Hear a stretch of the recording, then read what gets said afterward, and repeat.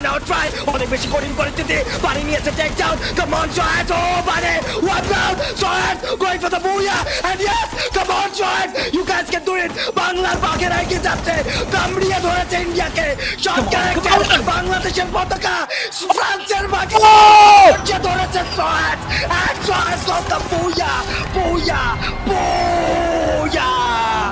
Joet, they have done it. They have proven themselves that they are the beast. তারা হচ্ছে সর্বসেরা, তারা হচ্ছে নতুন বাঘ। এই ইন্টারন্যাশনাল লবিতে প্রথমবার এসে নিজেদেরকে প্রমাণ করেছে। First booyah for Bangladesh in international stage. বাইরে ভাই এটা কি ছিল? What a comeback!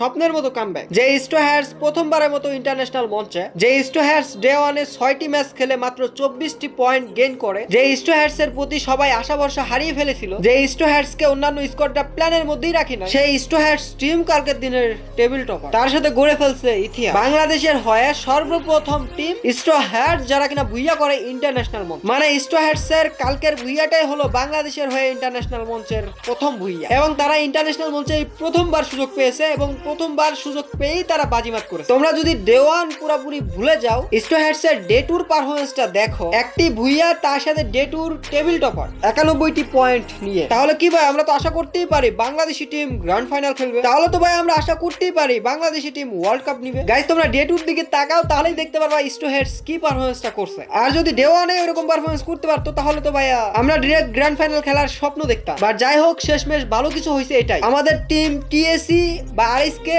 এবং স্টোহার্স দুজনেই সার্ভাইভাল স্টেজের জন্য কোয়ালিফাই করছে। আজকে তাদের খেলা রয়েছে এবং আশা করি তারা ভালো খেলবে এবং টপ 4 এ শেষ করে তারা দুই টিমই গ্র্যান্ড ফাইনাল খেলবে। এখন গাইস আমি একটা জিনিস লক্ষ্য করতেছি যে স্টোহার্স এর এরকম অসাধারণ পারফরম্যান্স দেখে সবাই আরএসকে বা টিএসি কে হেড দিচ্ছে, বলতেছে আরএসকে একবার না দুইবার সুযোগ পেয়েও তারা ভুইয়া করতে পারে না, আর স্টোহার্স একবার সুযোগ পেয়ে অসাধারণ পারফরমেন্স করলো এবং ভুইয়া নিয়ে নিল। আর জন্য নাকি টিএসি বা আরএসকে টিম খারাপ টিম, এই টিম সেই টিম। তো আমি তোমাদেরকে বলতে চাই আরএসকে টিম বা টিএসি টিম খারাপ টিম না, তার সাথে স্টোহার্সও খারাপ টিম না। তারা তো প্রমাণ করছে যে তারা কেমন টিম। এখন টিএসি বা আরএসকে যে পটেনশিয়াল আছে সেটা হয়তোবা তারা ভালো মতো শো করতে পারতেছে না, হয়তোবা কোনো প্রবলেমের কারণে, বাট তাদের সেই পটেনশিয়াল আছে ওয়ার্ল্ড কাপ নেওয়ার। এ কারণেই তো তারা ওয়ার্ল্ড কাপ খেলতেছে, না হলে তো অন্য টিম সুযোগ পাইতো। বাংলাদেশের সেরা দুইটি টিমই তো খেলতেছে, স্টোহার্স এবং আরএসকে। হয়তোবা টিএসি বা আরএসকে এর প্ল্যান এক্সিকিউট হচ্ছে না, এ কারণেই হয়তোবা এলোমেলো তাদের পারফরমেন্স। বাট আশা করতেছি টিএসি বা আরএসকে আজকে কঠিন পারফরমেন্স দিবে, তার সাথে স্টোহার্সও কঠিন পারফরমেন্স দিবে এবং বাংলাদেশে দুইটি টিমই গ্র্যান্ড ফাইনাল খেলবে। খালি আশা না, তাদের প্রতি ভরসা রয়েছে। আমরা ভালো করে জানি আরএসকে কেমন টিম, আমরা ভালো করে জানি স্টোহার্স কেমন টিম। তাদের ফায়ার পাওয়ার আছে, তাদের বুদ্ধি আছে, আইকিউ আছে, প্ল্যান আছে।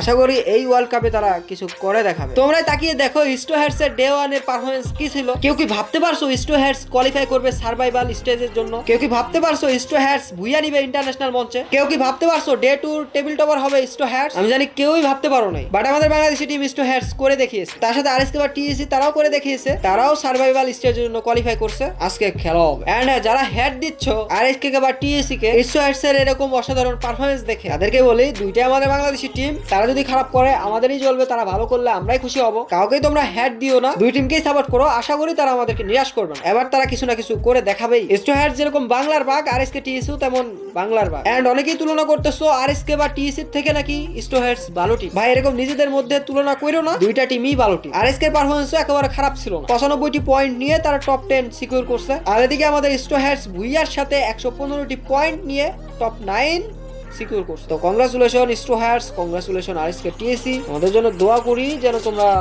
এবার কিছু একটা করে দেখাতে পারো। আর হ্যাঁ, সত্যি বলতে কালকের মুহূর্তটা ভোলা যাবে না। গাইস যারা কালকে লাইভ দেখছিলে, তোমাদের কি গায়ের পশমুখী মারে নাই? তোমাদের কি বুক ধুরপুর করে নাই? যেখানে স্টোহার্স লাস্ট ম্যাচে নাম ছিল ডুয়ার ডাই ম্যাচে, যেখানে আমরা মন থেকে খালি চাচ্ছিলাম স্টোহার্স যেন কোয়ালিফাই করে, খালি কোয়ালিফাই করে, এক পয়েন্টের জন্য যেন এগিয়ে থেকে টপ 10 সিকিউর করে। বাট আমরা মন থেকে যা চাইছিলাম তার থেকে বেশি করে দেখিয়েছে স্টোহার্স। লাস্ট ম্যাচ ভুইয়া নিয়ে 25টি পয়েন্ট গেইন করে টোটাল 115 পয়েন্ট নিয়ে টপ 9 সিকিউর করে এন্ড সার্ভাইভাল স্টেজের জন্য কোয়ালিফাই করে। আলহামদুলিল্লাহ বাংলাদেশের দুইটা টিমই সার্ভাইভাল স্টেজের জন্য কোয়ালিফাই করছে। এবার আজকে তাদের ডমিনেশনের পালা, এবার আজকে তাদের পটেনশিয়াল দেখানোর পালা। দেখা যাক কি হয়। আমি তো মন থেকে চাই বাংলাদেশি দুইটা টিমই যেন গ্র্যান্ড ফাইনাল খেলে, সেটা স্টোহার্স হোক, সেটা টিএসি বা আরএসকে হোক না। দুইটাই আমাদের বাংলাদেশি টিম, আমি দুই টিমকেই সাপোর্ট করি। হ্যাঁ, মানতে হবে স্টোহার্স ভালো খেলছে, আরএসকে বা টিএসি তারাও খারাপ খেলে নাই, তারাও ভালো খেলছে। বাট আজকে তাদের কঠিন পরীক্ষা, দোয়া করে সবাই তাদের জন্য। এন্ড হ্যাঁ, দুইটা আমাদের বাংলাদেশি টিম, কেউ কাকে হেড দিও না, নিজেদের মধ্যে কম্পেয়ার করো। তো আজকের জন্য বিদায় নিচ্ছি। প্রিয় ভিডিওটি ভালো লাগলে লাইক করে দিও, কি সবাল দরকার কেটে দিও। তোমাদেরকে জানাই আল্লাহ হাফেজ।